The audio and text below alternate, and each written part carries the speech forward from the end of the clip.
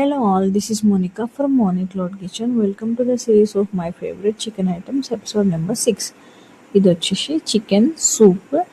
Basic సూప్లో మనం chicken వేసుకుంటే ఎంత బాగుంటుంది అంటే ఇది చూస్తే మీకు తెలిసిపోతుంది.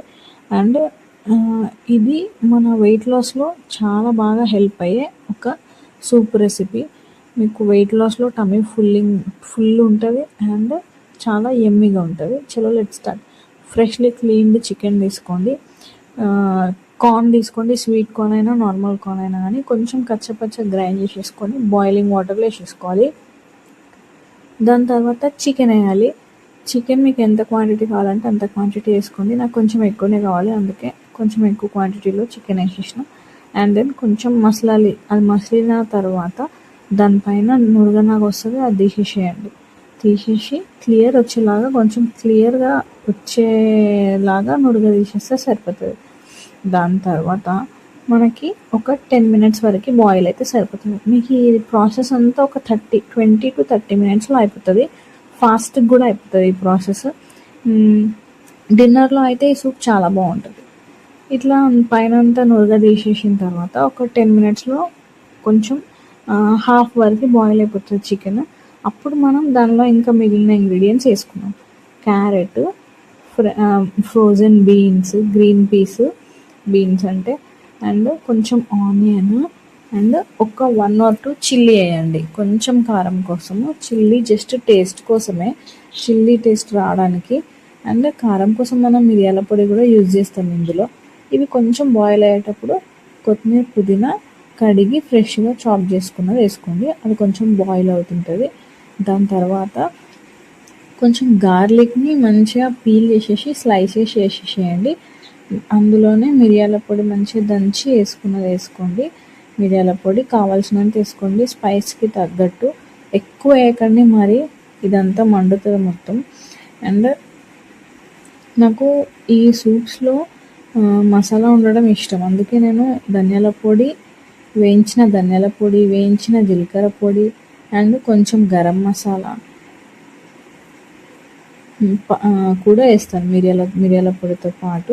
ఇవన్నీ వేసిన తర్వాత లాస్ట్లో కొంచెం జీలకర్ర వేయండి. అది కొంచెం బాయిల్ అయ్యేదాకా మసలేయనివ్వండి, కలపండి మధ్య మధ్యలో. అండ్ దెన్ తర్వాత నాకు ఈ సూప్స్లో కొంచెం కాజు వేసుకోవడం చాలా ఇష్టం. కొంచెం కాజు చిన్న చిన్న పీసెస్ వేసేసి వేయాలి అందులో. సూప్ కొంచెం టేస్ట్ మంచిగా వస్తుంది. అండ్ మీన్వైల్ మనం కొంచెం రాగి పిండిని ఒక బౌల్లో వేసుకొని వాటర్ వేసుకొని ఉండలు లేకుండా కలిపి పక్కన పెట్టేసుకోండి. దీని తర్వాత మనం బాయిలింగ్ వాటర్లో కాజు వేసేద్దాం.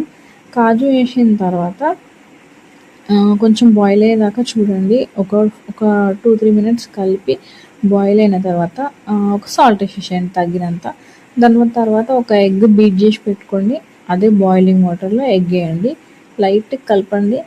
ఎగ్ వేసిన తర్వాత మనకి రాగి పౌడర్ వాటర్లో కలిపి పెట్టుకున్నాం కదా, ఆ రాగి పౌడర్ వాటర్లో కలిపింది ఒకసారి కలిపిన తర్వాత ఇందులో వేయాలి.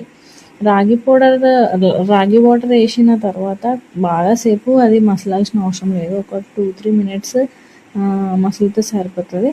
ఒక 5 minutesలో మీకు సూప్ రెడీ అయిపోతుంది. ఈ ప్రాసెస్ అంతా అవ్వడానికి ఒక 20 to 30 minutes టైం పడుతుంది అంతే. మీకు ఈజీ వేలో చెప్పిన మెథడ్ ఇది. మీకు ఇంకా చాలా రెసిపీస్ పోస్ట్ చేస్తాను సూప్స్లో, డైట్లో మీకు కావాలి అంటే. ఇంకా అంతే, ఇది అయిపోయినట్టే సూపు.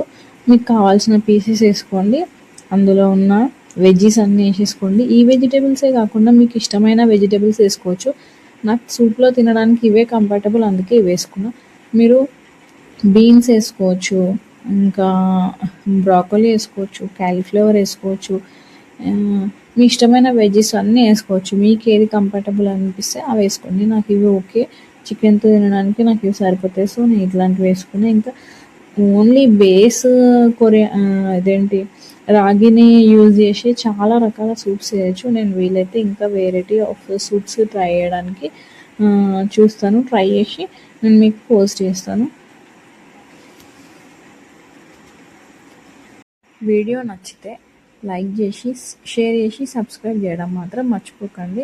అండ్ యూట్యూబ్లో అండ్ ఇన్స్టాలో ఫాలో అవ్వండి. ఫాలో అయిన వాళ్ళకి మరిన్ని రెసిపీస్ మీకు నేను అందించడానికి తప్పకుండా ట్రై చేస్తూ ఉంటాను. ఇలాగే సపోర్ట్ చేస్తూ ఉండండి. And thanks.